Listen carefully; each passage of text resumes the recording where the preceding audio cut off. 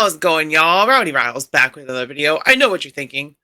Rowdy Riles is doing a McFarlane video. What in the world is happening? I mean, we live in a bizarre world, so I may as well. This figure I got way back before I had a YouTube channel, and I'm going to start going back and reviewing older figures and all that stuff, but the timing is perfect because Doom, the Dark Ages just came out, and this is from the first game, which is awesome. I haven't played Doom Dark Ages yet. But with all that being said, we're talking about the McFarlane toys. Surprise, surprise, Doom Slayer. And, this figure does have some McFarlane problems. Like, he just dropped his shotgun because he can't hold it very well. We'll go over that stuff in the video. But it's still a solid figure. And it was pre-DC Multiverse as far as my experience. Let's see when it was made. 2019. So it was actually made before DC Multiverse even started. Correct me if I'm wrong. But yeah, with all that being said, we will take a closer look at the Doom Slayer, Doom Guy, whatever you want to call him. So yeah, let's jump right into it.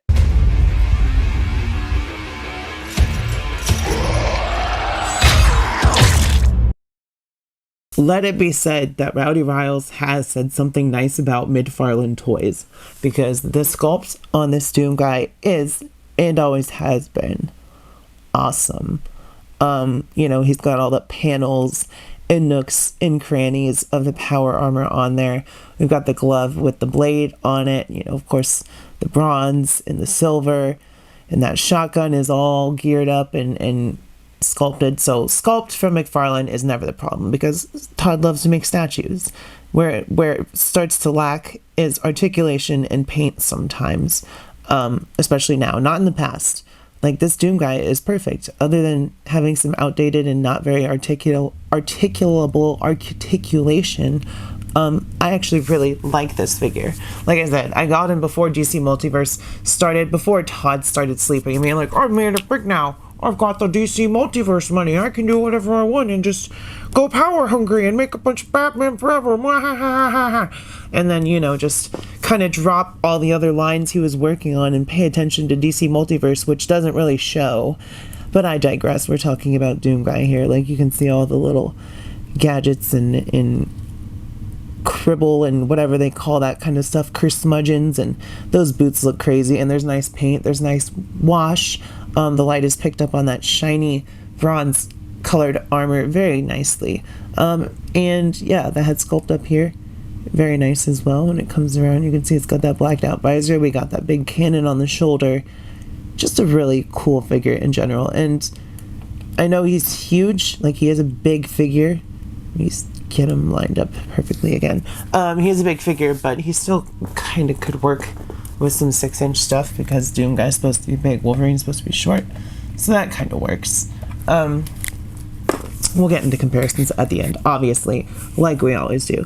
But I really don't have many gripes for this figure, because I don't really have anybody for him to fight. I know they did make some demons and such, like the guy with the sword, but I just have Doom Guy, because I like the Doom game, and I do want to play Doom the Dark Ages.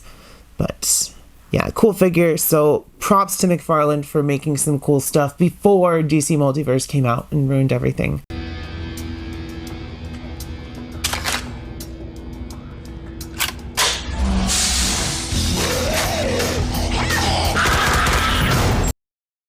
Checking out his height. Where's the tape measure? It's right by my foot. Right next to my Powerpuff Girls sock. He stands at exactly 7 inches. So yeah, he would definitely work in 6-inch scale. You get a 7-foot dude with the power armor on. Totally doable. All right, going over the articulation. First of all, we're going to start right here, because this is articulated and it goes back and forward and to the side. It can go all over, just like in the game. You can use it to shoot a bunch of stuff. So that's actually really cool that they put the care into that to do that, make that articulated, and it mostly stands up. Better than NECA Predator stuff does, I would say. Shoulders come up not even 90 degrees. There's no butterfly joint to be found. We get a single joint at the elbows, which does not move very much. At the torso, we get movement, but it doesn't go forward. It goes backwards. Sorry, I'm covering the light. Doesn't go forward really, goes backwards a little bit. We do get a waist swivel, fortunately. Leg comes forward about that far to the side. No butt kicking action, no thigh cuts. We do get a semi boot cut here, and then we get kind of rockers in the ankles, and then the wrists are on pegs. So while he doesn't really articulate, Doom Guy really just kind of stands around and, well, not stands around, because in Doom you gotta keep moving. If you stand around, you're gonna get game over pretty quick. But he looks great just standing there. And he comes with 3 accessories. So first of all, because it's McFarlane Toys, we get a stand, a Doom stand, so that's fitting because he's Doom Guy. Then we get his shotgun, which has, you know, all the bits and pieces from an upgraded shotgun. So double barrel, shoddy action. You know what it do in Doom. Badoosh, badoosh. And then we've got this big old knife sword, and that attaches right here under the wrist. If I can get it on. There we go. And the one problem I do have with this figure is that he does not like to hold a shotgun. He does not have a very tight grip on that mamma jamma. So when I get in there, see, he doesn't really want to grab it. All right, I got it in there. Then I kind of just gotta pose him up and let it sit. Otherwise, the second I touch that hand, he will drop the shotgun. But dang, does he look cool. Alright, I guess we should get into comparisons. The only flesh and blood to walk between dimensions. Between our world and theirs.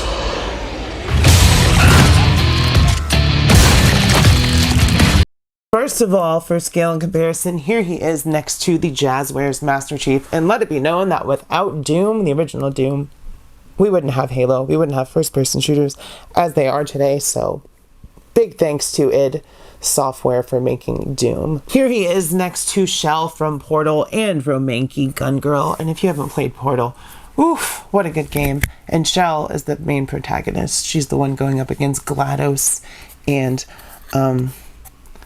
shoot, what was his name in Portal 2? The one played by Stephen Fry. Crap, I don't remember his name. Here he is next to Bro Toys Kratos and a Monster Force Kilowog werewolf guy.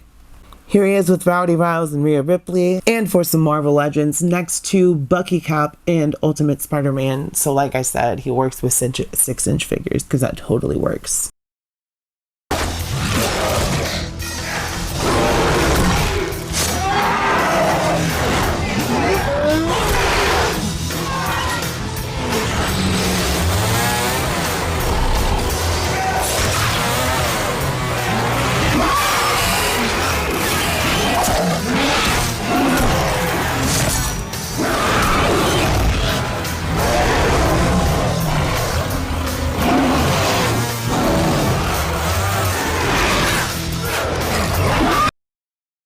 So, with all that being said, y'all, it's an older figure. It does have some problems. It's not the most articulated, being a McFarlane figure, first of all. But he's still solid. The plastic feels good. It's a lot better quality plastic than the DC Multiverse stuff. The build is better. We don't have a diaper on this guy. I mean, we do, but it's not just a straight up diaper. It actually is built, you know, into the aesthetic of the characters. So that works for me. I am glad to have him on my shelf because I do like the Doom reboot. I do like the original Doom. I remember playing Doom, this one, on my, you know, Game Pass on the Xbox Series X, but the original Doom on the Xbox Arcade, and I beat that game. It was so much fun. And that was in like 2000 and something. So, you know, I've been around the block with Doom.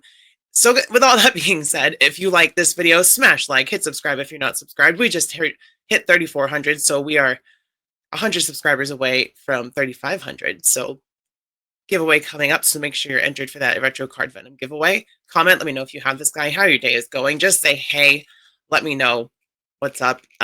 Do all that stuff. Keep your head up, stay brave, be kind to your local LGBTQ community, become a channel member. 99 cents. I love you. I will see you next time, and bye-bye. Mwah.